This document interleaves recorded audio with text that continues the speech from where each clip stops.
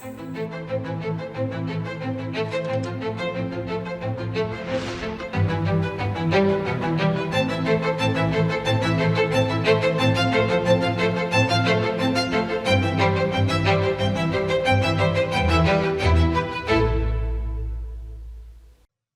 વાલા દેશવાસીઓ, નમસ્કાર.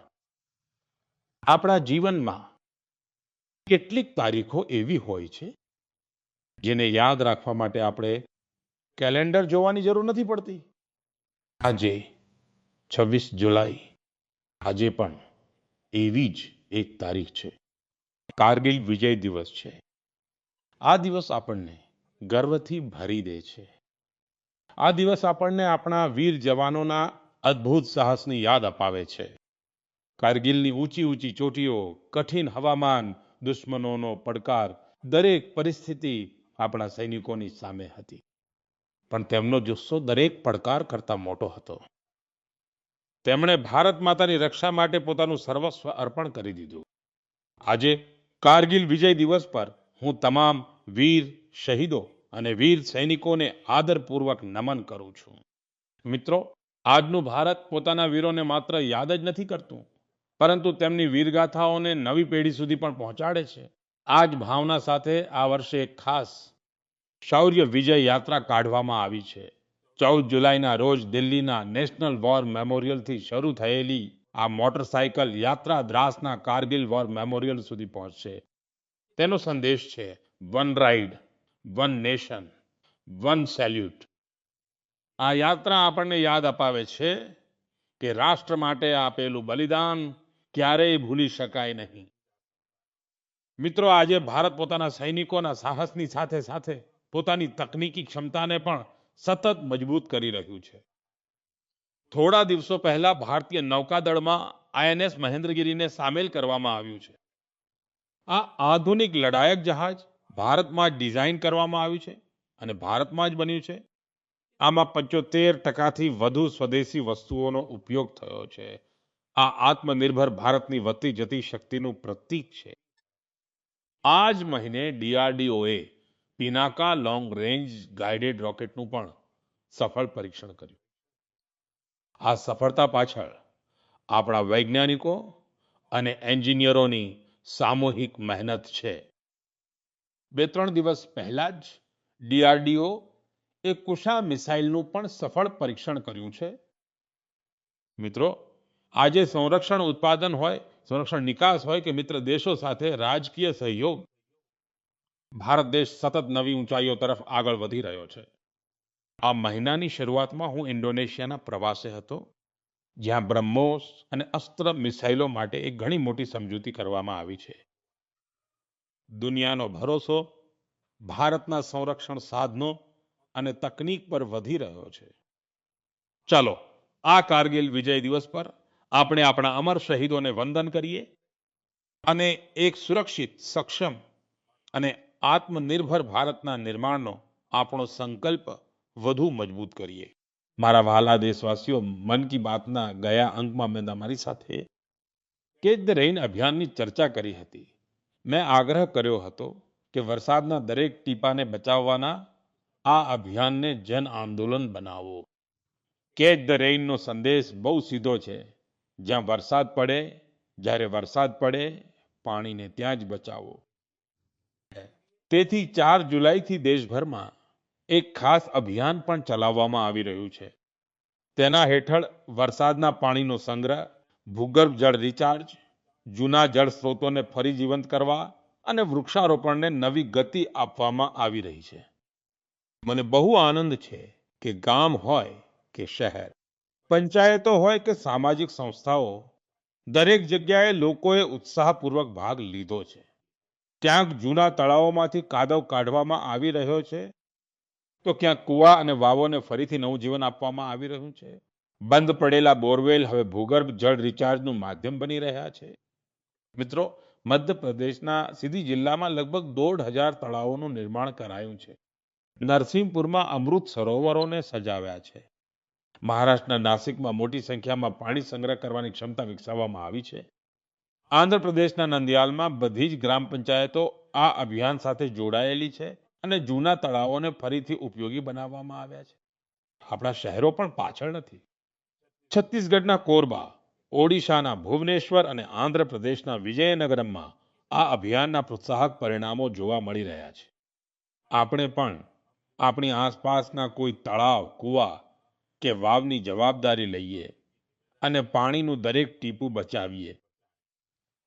આજે બચાવેલું પાણીનું દરેક ટીપું આવનારી પેઢીઓના ભવિષ્યની સૌથી મોટી મૂડી છે. મારા વહાલા દેશવાસીઓ, હમણાં થોડા દિવસ પહેલા જ ગ્લાસગોમાં કોમનવેલ્થ ગેમ્સ શરૂ થઈ છે. દરેક દેશવાસી ભારતીય ટુકડીને સતત પોતાની શુભેચ્છાઓ આપી રહ્યો છે.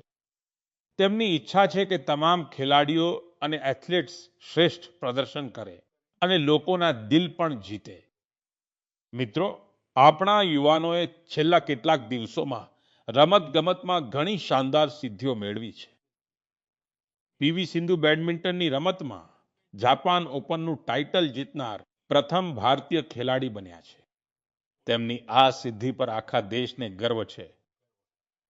ભારતીય મહિલા ક્રિકેટ ટીમે પણ લંડનના લોર્ડ્સ મેદાન પર પોતાની પહેલી ટેસ્ટ મેચ જીતી છે. આ એક ઐતિહાસિક જીત છે. આપણી ટીમે 270 રનના મોટા અંતરથી આ મુકાબલો જીત્યો.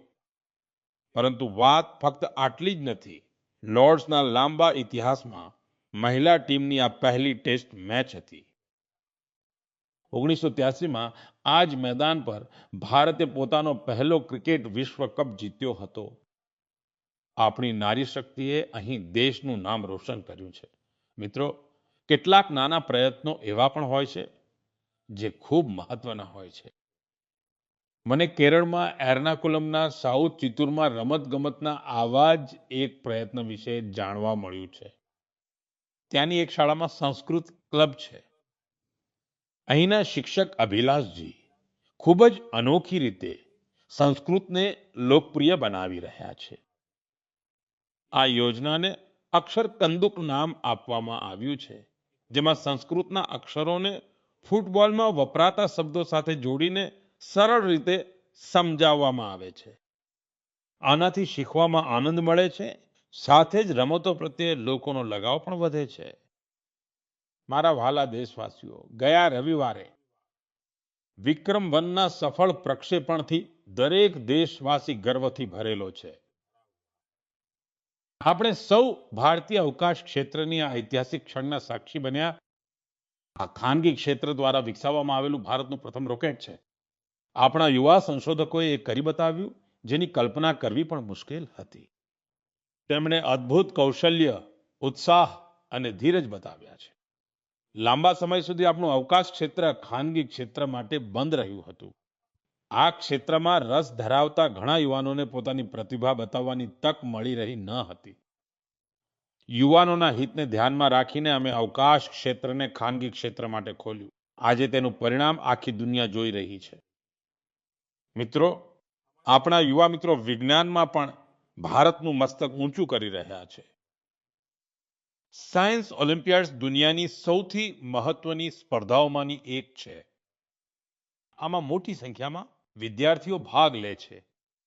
આ મહિને ફિઝિક્સ, કેમેસ્ટ્રી, બાયોલોજી અને ગણિત વિષયના ઓલિમ્પિયાડનું આયોજન કરવામાં આવ્યું હતું. આ સ્પર્ધાઓમાં ભારતીય ટુકડીનું પ્રદર્શન ખૂબ જ શાનદાર રહ્યું હતું. ભૌતિકશાસ્ત્ર ઓલિમ્પિયાડમાં આપણા તમામ 5 વિદ્યાર્થીઓએ સુવર્ણ ચંદ્રક જીત્યા અને ભારતે પ્રથમ ક્રમ મેળવ્યો. છેલ્લા એક દાયકામાં થયેલા દરેક ભૌતિકશાસ્ત્ર ઓલિમ્પિયાડમાં આપણા દેશના વિદ્યાર્થીઓએ સુવર્ણ કે રજત ચંદ્રક ચોક્કસપણે જીત્યા જ છે. આપણા બધા વિદ્યાર્થીઓએ કેમિસ્ટ્રી ઓલિમ્પિયાડમાં પણ સુવર્ણ ચંદ્રક જીત્યા. આ અત્યાર સુધીનું સૌથી શ્રેષ્ઠ પ્રદર્શન રહ્યું છે. બાયોલોજી ઓલિમ્પિયાડમાં પણ આપણા બધા જ વિદ્યાર્થીઓએ મેડલ જીત્યા, જેમાં એક ગોલ્ડ મેડલ પણ છે. જ્યારે મેથેમેટિક્સ ઓલિમ્પિયાડમાં આપણા વિદ્યાર્થીઓએ 2 ગોલ્ડ અને 4 સિલ્વર મેડલ જીત્યા. મને દેશની યુવા શક્તિ પર ખૂબ જ ગર્વ છે. એ જોઈને આનંદ થાય છે કે ભારતમાં ઓલિમ્પિયાડ્સ અને હેકેથોન્સનું કલ્ચર સતત વધી રહ્યું છે. મને વિશ્વાસ છે કે દેશના વધુ ને વધુ યુવાનો આવા ક્ષેત્રોમાં રસ લેશે અને ભારતનું નામ રોશન કરશે. મારા વહાલા દેશવાસીઓ, જ્યારે આવડત હોય અને કંઈક કરી છૂટવાની તમના પણ હોય, ત્યારે દરેક રસ્તો સરળ થાય છે. કાશ્મીરની આ પરંપરાગત ચટાઈ વગુને લઈને આજે જે પ્રયત્નો થઈ રહ્યા છે, તેમાં આની જ ઝલક જોવા મળે છે. તેને સરકટ અને ડાંગરના પરાળમાંથી તૈયાર કરવામાં આવે છે. આ ચટાઈ બનાવવાની પરંપરા વર્ષો જૂની છે. આ માટે સૌથી પહેલા કાશ્મીરના કાદવવાળા વિસ્તારોનું ઘાસ અને સરકટની કાપણી થાય છે. તડકામાં સૂકવ્યા પછી તેને છૂટું પાડવામાં આવે છે અને પછી શરૂ થાય છે હાથથી વણાટનું કામ. બે કારીગરોને એક ચટાઈ બનાવવામાં લગભગ 4 દિવસ લાગે છે. આ ચટાઈ અનોખી પણ છે અને પર્યાવરણને અનુકૂળ પણ. એક મોટી ખાસિયત એ છે કે તમને ઉનાળામાં આનાથી ઠંડક મળશે અને શિયાળામાં હૂંફ. પહેલા આ કાશ્મીરના દરેક ઘરમાં જોવા મળતી હતી, પરંતુ છેલ્લા કેટલાક વર્ષોમાં તેનો ઉપયોગ જ્યારે આ ઓછું થવા લાગ્યું હતું, ત્યારે શ્રીનગરના રહેવાસી ગુલામ હુસૈનજી અને તેમની દીકરી તંજીલાજીએ એક સંકલ્પ લીધો. બંને બગુ ક્રાફ્ટની પરંપરાને નવું જીવન આપવા માટે મચી પડ્યા. ગુલામ હુસૈનજી ખૂબ જ સાધારણ પરિવારમાંથી આવે છે. તેમને આ કામમાં અનેક પ્રકારના પડકારો પણ આવ્યા, પરંતુ વગુના સંરક્ષણ માટેનો તેમનો સંકલ્પ અડગ હતો. જોતજોતામાં તેમના આ પ્રયાસમાં ઘણા બધા લોકો જોડાતા ગયા. ગુલામ હુસૈનજીએ આ કૌશલ્યને ખૂબ આગળ વધાર્યું. તેમના આ મિશનમાં તેમને સ્થાનિક સ્તરે સરકારી સહકાર પણ મળ્યો. આજે ઝડપથી લોકપ્રિય થઈ રહેલું વગુ દેશના અન્ય ભાગોમાં પણ પહોંચી રહ્યું છે. મને આ પ્રયાસ સાથે જોડાયેલા તમામ લોકો પર ખૂબ ગર્વ છે. આજે આપણે બધા સ્થાનિક ચીજવસ્તુઓ પર ભાર મૂકી રહ્યા છીએ. આપણે વોકલ ફોર લોકલના મંત્રને લઈને ચાલી રહ્યા છીએ. એવામાં કાશ્મીરનું વગુ પણ તમારા ઘરનો ભાગ બને એ વિશે એકવાર જરૂર વિચારજો. મિત્રો, આપણા દેશમાં ચા ફક્ત એક પીણું જ નથી, એમાં આપણાપણું પણ છે. સવારની શરૂઆત હોય, મિત્રોની મુલાકાત હોય કે પરિવાર સાથે થોડો સમય વિતાવવાનો હોય, ચા દરેક અવસરનો એક ભાગ બની જાય છે. આમ તો તમે પણ આ વાત સારી રીતે જાણો છો કે મારો ચા સાથે કેવો સંબંધ છે, પરંતુ આજે હું જે ચાની ચર્ચા કરી રહ્યો છું, તેણે ફક્ત સ્વાદ જ પીરસ્યો નથી, પરંતુ અનેક બહેનોના જીવનની અંદર આત્મનિર્ભરતાની નવી સુગંધ પણ ભેળવી દીધી છે. ઉત્તર પ્રદેશના બિજનૌર જિલ્લાના લખીવાલા ગામમાં સ્વસહાય જૂથ સાથે જોડાયેલી બહેનોએ વિદુર પ્રેરણા સ્વદેશી હર્બલ ટી તૈયાર કરી છે. તેમાં લેમન ગ્રાસ છે, ગિલોય, જેઠીમધ, તુલસી, લીલી હળદર, તજ, એલચી અને વરિયાળી જેવી કુદરતી વસ્તુઓનો સમાવેશ થાય છે. પોતાના અનોખા સ્વાદ અને ગુણોના કારણે જ ચાએ ખૂબ જ ઓછા સમયમાં લોકોમાં પોતાની ખાસ ઓળખ બનાવી લીધી છે. પ્રયાગરાજના મહાકુંભ અને દિલ્હીના આંતરરાષ્ટ્રીય ખાદ્ય મહોત્સવમાં પણ આ હર્બલ ચાની ખૂબ જ પ્રશંસા કરવામાં આવી. વિદેશથી આવેલા લોકોએ પણ આમાં રસ દાખવ્યો. મિત્રો, સૌથી પ્રેરણાદાયી વાત આની શરૂઆત છે. આ આખો પ્રયાસ માત્ર 1 લાખ રૂપિયાથી શરૂ થયો હતો. આજે આ બ્રાન્ડ દેશની મોટી સંસ્થાઓ સુધી પહોંચી ગઈ છે.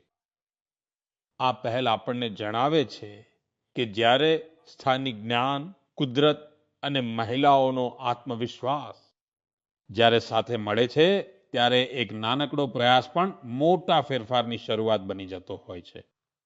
મારા વહાલા દેશવાસીઓ, આજે આખા દેશમાં એક પેડ માં કે નામ અભિયાનથી લોકો પ્રકૃતિ પ્રત્યેની પોતાની ફરજ નિભાવી રહ્યા છે. જ્યારે સમાજ આ ભાવના સાથે જોડાય છે, ત્યારે સુંદર અને પ્રેરણાદાયી ઉદાહરણો સામે આવે છે. મિત્રો, અમદાવાદમાં લોકભાગીદારીની અદ્ભુત શક્તિ જોવા મળી છે. ભાડજ વિસ્તારમાં 1 કલાકની અંદર 3.5 લાખથી વધુ છોડ રોપવામાં આવ્યા. આમાં 25,000થી વધુ લોકો જોડાયા. શાળાના બાળકો, એનસીસી કેડેટ્સ, સ્વયંસેવકો અને નાગરિકો બધાએ આમાં ભાગ લીધો. આવનારા વર્ષોમાં આ જ છોડ એક ઘટાદાર શહેરી વનનું રૂપ લેશે. આ પ્રયાસને ગિનીઝ બુક ઓફ વર્લ્ડ રેકોર્ડ્સમાં સ્થાન મળ્યું છે. મિત્રો, એક પેડ માં કે નામ અભિયાન હેઠળ યુપીમાં પણ જનશક્તિનો અદ્ભુત સંકલ્પ જોવા મળ્યો છે. ત્યાં એક જ દિવસમાં 12 જુલાઈના રોજ 35 કરોડથી વધુ છોડ રોપવામાં આવ્યા છે. યુપીનો સાંસદ હોવાને નાતે મારા માટે આ પણ વિશેષ ગર્વની વાત છે. મારા વહાલા દેશવાસીઓ, વૃક્ષો ફક્ત મનુષ્યો માટે જ નથી હોતા, તે અગણિત જીવોના ઘર પણ હોય છે. ગુજરાતના ગીરના જંગલોમાં લગભગ 60 વર્ષ પછી ઇન્ડિયન ગ્રે હોર્નબિલ ફરીથી વસવાટ કરી રહ્યું છે. આ ગીરમાં વર્ષોથી થઈ રહેલા સંરક્ષણ અને પુનઃસ્થાપનના પ્રયત્નોનું પરિણામ છે. હોર્નબિલને જંગલોનો ખેડૂત કહેવામાં આવે છે. આ પક્ષીઓ ફળ ખાય છે અને બીજને દૂર દૂર સુધી પહોંચાડે છે. તે જ બીજમાંથી જંગલમાં નવા વૃક્ષો ઉગે છે. આ રીતે એક પક્ષી જંગલને ફરીથી હરિયાળું બનાવવામાં મદદ કરે છે. હું આપ સૌને એક વાત કહીશ. આપણે સૌ આપણા જીવનના કોઈ ખાસ પ્રસંગને પ્રકૃતિ સાથે ચોક્કસ જોડીએ. એક ઝાડ માના નામે વાવીએ. આજે વાવેલો એક નાનકડો છોડ પણ આવનારી પેઢીઓ માટે હરિયાળી, ચોખ્ખી હવા અને સુંદર ભવિષ્યનો વારસો બની શકે છે. મારા વહાલા દેશવાસીઓ, મિત્રો, આપણે સૌ જાણીએ છીએ કે આજે પ્લાસ્ટિક પ્રદૂષણ આખી દુનિયાના પર્યાવરણ માટે મોટો પડકાર છે. સિંગલ યુઝ પ્લાસ્ટિકનો કચરો વર્ષો સુધી કુદરતને નુકસાન પહોંચાડતો રહે છે. તેથી પ્લાસ્ટિકનો યોગ્ય નિકાલ કરવો ખૂબ જ જરૂરી છે. મિત્રો, બિહારના સીતામઢીમાં કચરામાંથી કંચન બનાવવાનું એક સુંદર ઉદાહરણ સામે આવ્યું છે. અહીં કચરાને ફરી ઉપયોગમાં લઈને તેમાંથી આકર્ષક બેન્ચ બનાવાય છે. એક બેઠક બનાવવામાં આશરે 40 કિલો એકવાર વપરાતા પ્લાસ્ટિકનો ઉપયોગ થાય છે. આ મજબૂત, ટકાઉ અને આરામદાયક હોવાની સાથે પર્યાવરણને અનુકૂળ પણ છે. તેને સરકારી શાળાઓ, બગીચાઓ અને જાહેર સ્થળોએ લગાવાય છે. આનાથી લોકોમાં પર્યાવરણની જાળવણી અંગે જાગૃતિ પણ વધી રહી છે. આ પ્રયાસમાં સ્થાનિક સંસ્થાની સાથે જિલ્લા વહીવટી તંત્રની પણ મહત્વની ભૂમિકા છે. આનાથી સ્થાનિક સ્તરે રોજગારીની તકો પણ ઊભી થઈ રહી છે. સીતામઢીનો આ પ્રયાસ આપણને જણાવે છે કે રિડ્યુસ, રીયુઝ અને રિસાયકલ આજે માત્ર સૂત્ર નથી, પણ જીવનનો ભાગ બની રહ્યા છે. મિત્રો, તમને યાદ હશે કે ગયા વખતે મન કી બાતમાં મેં ગણેશ ઉત્સવની વાત કરી હતી. મેં આગ્રહ કર્યો હતો કે આપણે આપણા દેશની માટીથી બનેલા ગણેશજીની જ પૂજા કરવી જોઈએ. જે પીઓપીના ગણેશજી હોય છે કે વિદેશથી આવેલી મૂર્તિઓ હોય છે, તેના બદલે આપણે દેશની માટીના ગણેશજીને ઘરમાં સ્થાપિત કરવા જોઈએ. આ વિષય પર અનેક લોકોએ મને સંદેશા મોકલીને પોતાના વિચારો રજૂ કર્યા છે. લોકોએ જણાવ્યું કે તેમણે મારા આ આગ્રહને અપનાવ્યો છે. તેમણે સ્થાનિક માટીમાંથી તૈયાર થતા ગણેશજીની સ્થાપના કરવાનો સંકલ્પ લીધો છે. લોકોએ લખ્યું છે કે મન કી બાતમાં પહેલા આ વિશે ચર્ચા થઈ હતી, જેનાથી તેમને યોગ્ય સમયે યોગ્ય પગલું ભરવામાં મદદ મળી.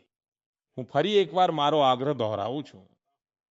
આ વખતે ગણપતિ પૂજામાં દેશની માટીના ગણેશજીને તમારા ઘરે સ્થાપિત કરો, તેમની પૂજા કરો.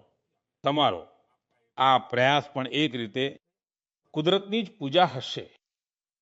મારા વહાલા દેશવાસીઓ, હવે હું તમને એક એવી વ્યક્તિ વિશે જણાવીશ જેમના વિશે જાણીને તમને ખૂબ જ ગર્વ થશે. એક એવી વ્યક્તિ જે વિજ્ઞાન અને સંશોધનના ક્ષેત્રમાં ખૂબ જ ઉત્સાહથી કામ કરી રહ્યા છે. દુનિયામાં જેમની ઓળખ બની રહી છે, છતાં તેઓ પોતાના મૂળ સાથે ઊંડાણથી જોડાયેલા છે. જ્યારે પણ તેમને તક મળે છે તેઓ પોતાની માટીનું સન્માન કરવાનું ક્યારેય ચૂકતા નથી. તે વ્યક્તિ બીજું કોઈ નહીં પણ મણિપુરના ડોક્ટર રોનાલ્ડો લેશરામજી છે. નામ એમનું રોનાલ્ડો છે, પણ કામથી તેઓ એક ખગોળશાસ્ત્રી છે. તેઓ જાપાનમાં કામ કરે છે અને નવી આકાશ ગંગાઓના એક વિશાળ સમૂહની શોધ કરનાર ટુકડીનો ભાગ રહ્યા છે. તમે જાણવા માંગશો કે તેમણે આખરે શું કર્યું છે? ખરેખર તો તેમણે આ આખા સમૂહનું નામ મણિપુરના એક સુંદર સરોવર સાથે જોડીને લોકટક પ્રોટો ક્લસ્ટર રાખ્યું છે. લોકટક મીઠા પાણીનું આ ઘણું મોટું સરોવર છે. લોકટક સરોવરમાં તરતી ફૂમડીઓ મળીને એક અનોખું દ્રશ્ય બનાવે છે. એવું લાગે છે કે વિશાળ દરિયામાં નાના નાના ટાપુઓ તરી રહ્યા હોય. તેવી જ રીતે બ્રહ્માંડમાં આ નવી આકાશ ગંગાઓ પણ એક વિશાળ માળખાનું નિર્માણ કરે છે. આજે મણિપુરનું લોકટક માત્ર દેશના નકશા પર જ નહીં પણ વિશાળ બ્રહ્માંડમાં પણ પોતાની ચમક ફેલાવી રહ્યું છે. આ સિદ્ધિ દરેક ભારતીયનું ગૌરવ વધારનારી બાબત છે. આનાથી આપણા યુવા મિત્રોને શીખ મળે છે કે તેઓ પોતાની પરંપરા સાથે જોડાયેલા રહીને પણ નવી ઊંચાઈઓને આંબી શકે છે. આ એવા મૂળિયા છે જે સિતારાઓની દુનિયાને પણ ઝળહળાવી શકે છે. મારા વ્હાલા દેશવાસીઓ, થોડા જ દિવસો પછી 7 ઓગસ્ટે આપણો દેશ રાષ્ટ્રીય હાથવણાટ દિવસ ઉજવશે. આ પ્રસંગે આપણે આપણા વણકર ભાઈ બહેનોની કુશળતા અને તેમની રચનાત્મકતાનો ઉત્સવ મનાવીએ છીએ. આપણા મિત્રો પેઢીઓથી ચાલી આવતી પરંપરાઓને આગળ ધપાવી રહ્યા છે. મિત્રો, હાથવણાટથી તૈયાર થયેલો દરેક પોશાક કોઈ ચોક્કસ વિસ્તાર અથવા સમુદાય અને આની સાથે જોડાયેલા અસંખ્ય લોકોની વાર્તાઓને સામે લાવે છે. આ એવા લોકો છે જે ગર્વ સાથે ભારતની સાંસ્કૃતિક વિરાસતને જાળવવામાં લાગેલા છે.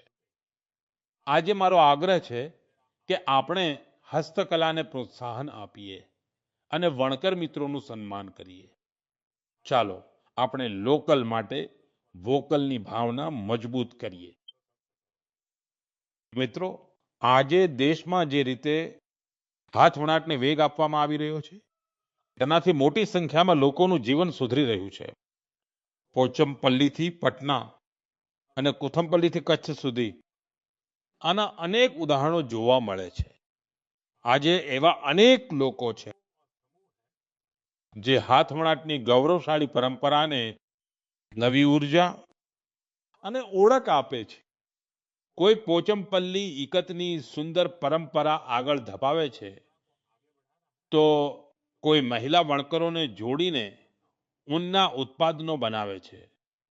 લોકો કેરળની પરંપરાગત કસાઉ કળાને સાચવી રહ્યા છે, જેનાથી આપણી માતાઓ બહેનોને રોજગારી પણ મળી રહી છે.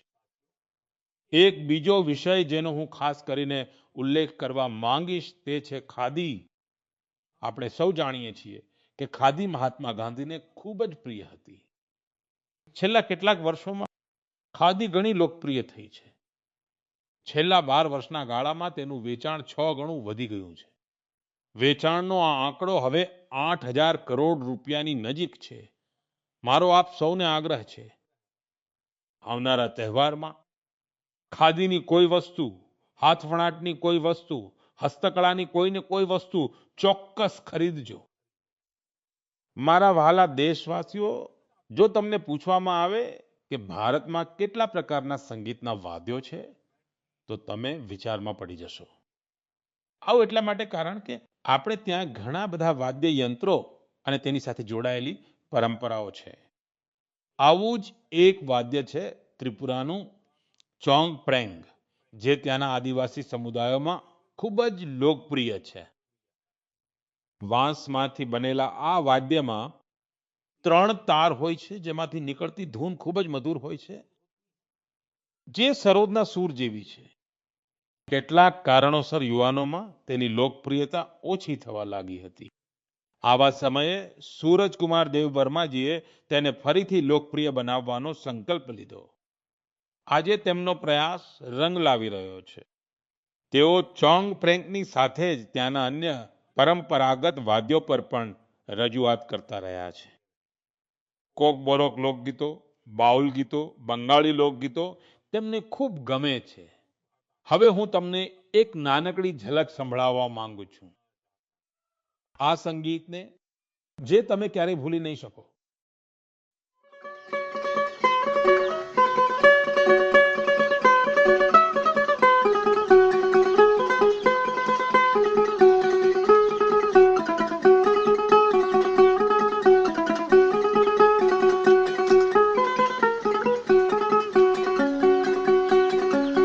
જાદુ હનુમાને ભોગી સનીએ હાની સગન નફાની તોલા.